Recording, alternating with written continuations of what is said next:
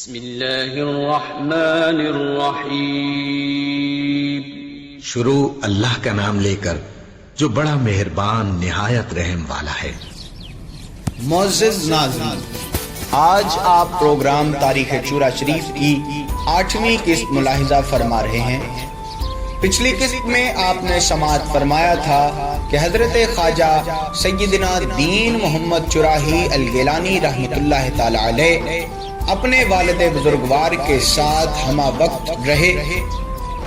آپ کے ہر سفر میں خواجہ دین محمد چراہی آپ کے ساتھ رہے، اور چورا شریف ہجرت کے وقت بھی خواجہ دین محمد چراہی گیلانی رحمۃ اللہ علیہ اپنے والد بزرگوار کے ساتھ تھے، اور آپ نے اپنی زندگی میں ہی خواجہ دین محمد چراہی کو بیعت کی اجازت عنایت فرمائی، اور جو کوئی بیعت کرنے آتا خواجہ دین محمد چراہی گیلانی کے دست اقدس پر ہی بیعت کرواتے۔ ایک کتاب میں کتابت کی غلطی کی وجہ سے آپ کا سن وصال 1366 ہجری ہے، جبکہ آپ کا اصل سن وصال 1326 ہجری ہے۔ حضرت خواجہ سید نور محمد چراہی الگیلانی رحمۃ اللہ تعالی علیہ کے تمام صاحبزادگان کی شان وراء الورا ہے۔ تمام صاحبزادے اعلیٰ درجے کے ولی تھے۔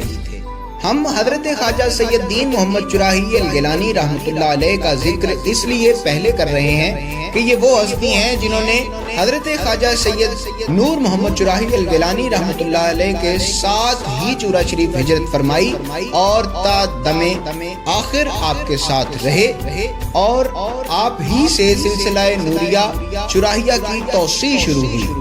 باقی تمام صاحبزادگان نے بعد میں چورا شریف میں ہجرت فرمائی تھی، اس لیے تاریخ چورا شریف میں پہلا ذکر حضرت خواجہ سید دین محمد چراہی الگیلانی رحمۃ اللہ علیہ کا ہے۔ اس کے بعد تمام صاحبزادگان کا ذکر کریں گے جنہوں نے سلسلہ عالیہ نقشبندیہ مجددیہ کو 4 چاند لگا دیے۔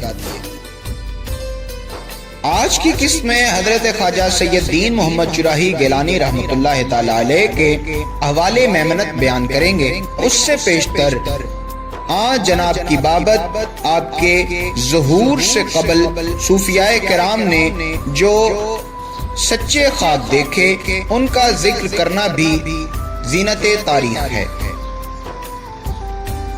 آپ کی والدہ ماجدہ یعنی حضرت خواجہ سید نور محمد چراہی گیلانی رحمۃ اللہ علیہ کی زوجہ مطہرہ نے خواب میں دیکھا کہ میری داہنی آستین میں چاند اور سورج دونوں داخل ہوئے اور بائیں آستین سے نکل گئے، اور بائیں آستین سے داخل ہو کر دائیں آستین سے نکل گئے، اور چاند ستارے میرے سینے میں داخل ہو کر نکل گئے۔ جب آپ بیدار ہوئیں تو آپ نے اپنے خوشتامن یعنی حضرت خواجہ نور محمد چراہی گیلانی کی والدہ محترمہ سے یہ خواب بیان کیا۔ سیدہ نے یہ خواب اپنے خاوند حضرت خواجہ فیض اللہ تراہی رحمۃ اللہ تعالی علیہ سے بیان کیا۔ آپ نے تعبیر میں فرمایا کہ خداوند تعالی تمہاری بیٹی کو 4 فرزند صالح ولی اللہ عطا فرمائے گا، اور ایسا ہی ہوا۔ حضرت خواجہ سید نور محمد چراہی گیلانی رحمۃ اللہ علیہ کو اللہ کریم نے 4 فرزند صالح ولی اللہ عنایت فرمائے۔ ایک دفعہ کا ذکر ہے کہ جناب میاں صاحب علیہ الرحمہ گنڈا پوری جو خواجہ محمد عیسیٰ گنڈا پوری کے صاحبزادے تھے اور کامل بزرگ اور ولی اللہ تھے، جناب بابا جیو یعنی حضرت خواجہ نور محمد چراہی گیلانی رحمۃ اللہ علیہ سے فرمانے لگے کہ عرصہ 2 سال کے بعد آپ کے ہاں ایک لڑکا پیدا ہوگا جو کہ اپنے قرن کا مجدد ہوگا، اور اس کی شکل و شباہت ایسی ہوگی، یعنی حضرت خواجہ سید دین محمد چراہی گیلانی رحمۃ اللہ علیہ کی شکل و شباہت بھی بیان فرمائی، اور یہ بھی بتایا کہ ان کے بائیں رخسار پر تل ہوگا جیسا کہ حضرت محمد مصطفیٰ صلی اللہ تعالی علیہ وآلہ وسلم کے چہرہ انور کے بائیں رخسار مبارک پر تل تھا۔ جب آپ کی ولادت کا دن آیا تو اس رات میاں صاحب گنڈا پوری ان کے دیدار کی نیت سے آپ کی مسجد میں اترے۔ اور ابھی گھرانے میں بھی ان کی پیدائش کی خبر نہ ہوئی تھی اور نہ ہی ابھی مسجد میں کوئی گیا تھا۔ جناب بابا جی صاحب یعنی حضرت خواجہ سید نور محمد گیلانی رحمۃ اللہ علیہ ادائے نماز تہجد کے لیے مسجد میں پہنچے تو میاں صاحب گنڈا پوری نے بعد سلام فرمایا کہ واپس جا کر اس لڑکے کو جو ابھی پیدا ہوا ہے میرے دیکھنے کے لیے لے آؤ۔ جس وقت آپ نے یہ سنا تو متعجب ہوئے اور واپس جا کر مولود مسعود کو اٹھا لائے اور ان کی گود میں دے دیا۔ جناب میاں صاحب گنڈا پوری نے اپنا لعاب مبارک داہنے ہاتھ کی شہادت کی انگلی سے آپ کے منہ مبارک میں دے دیا اور فرمایا جو کچھ اس کا حصہ میرے پاس تھا میں نے اس کو دے دیا، مگر بڑا ہونے پر اس کو اپنا بیعت کر لینا۔ آپ کا خلق انتہائی عظیم اور اعلیٰ تھا۔ آپ ساری زندگی یتیموں، درویشوں، مہمانوں کی از حد خدمت کرتے رہے۔ خود مہمانوں، درویشوں، مسافروں اور بچوں کے ساتھ کھاتے اور ان کی خدمت کو اپنا فرض سمجھتے۔ جو مسافر یا درویش آپ کی مسجد میں قیام کرتے تو خود ان کے لیے کھانا لے کر آتے اور ان کے ساتھ تناول فرماتے۔ حالانکہ یہ کام آپ کسی خادم سے بھی لے سکتے تھے، لیکن یہ آپ کا خلق عظیم تھا کہ آپ خود ان کے لیے کھانا لانا سعادت اور باعث ثواب سمجھتے تھے۔ اور آپ کے خلق عظیم کا ایک انتہائی نایاب پہلو جب میں نے مطالعہ کیا تو میں نے بار بار اس کو پڑھا اور محظوظ ہوا۔ آپ کی سماعتوں کی نظر کرتا ہوں، جب آپ کے ہاں مسافر، خادم، درویش جو بھی مہمان ہوتے قیام فرماتے تو آپ بعد نماز عشاء چراغ گل کر کے مہمانوں اور مسافروں کے سامنے اس وقت چلے جاتے تھے۔ تھوڑی دیر بعد آ کر تھکے ماندے مسافروں اور مہمانوں کو دباتے، ان کی تھکان دور کرتے۔ چراغ گل کرنے کا مطلب یہ تھا کہ وہ پہچان کر ادب کی وجہ سے منع نہ کر دیں اور ان کو اچھے سے اچھا کھانا عنایت فرماتے۔ یتیموں اور درویشوں کی نقدی اور کپڑوں سے بھی خدمت کرتے اور ان کے قرضے آپ ادا فرماتے اور شکستہ اور مرمت طلب مساجد کو مرمت کراتے۔ کئی مسجدیں آپ نے اپنی زندگی میں مرمت کرائیں اور جہاں ضرورت ہوتی وہاں نئی بنوا دیتے، اور کسی جگہ پانی کی ضرورت ہوتی تو وہاں کنواں لگواتے یا کسی چشمے سے نہر کاٹ کر لے آتے۔ آپ بڑے حلیم الطبع تھے اور مستجاب الدعوات تھے، یعنی آپ کی دعا بہت جلدی قبول ہوتی تھی۔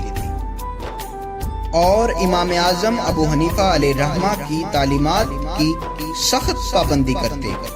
فقہ و اصول حدیث میں بہت ماہر تھے، بلکہ آپ کے پوتے حضرت خواجہ علامہ زمان پیر احمد شاہ چراہی الگیلانی رحمۃ اللہ تعالی علیہ نے علم فقہ و اصول حدیث اور تفسیر آپ ہی سے حاصل کیا۔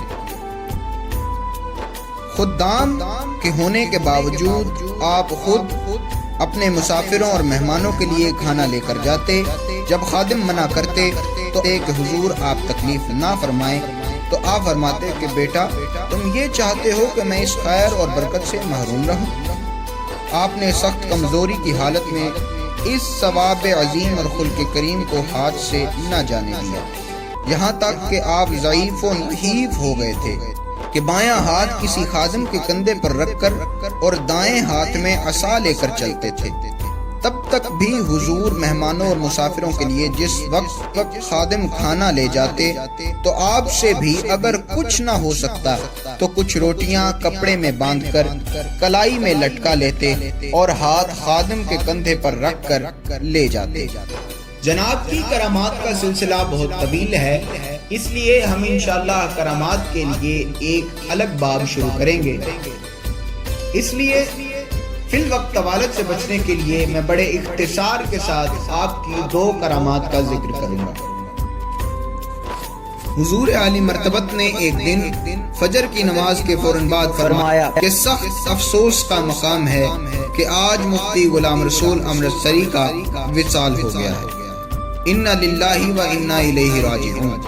یاد رہے کہ یہ خبر آپ نے فجر کی نماز کے بعد دی تھی، جبکہ قریباً زوال کا وقت تھا کہ مفتی صاحب کے انتقال کی خبر موصول ہو گئی۔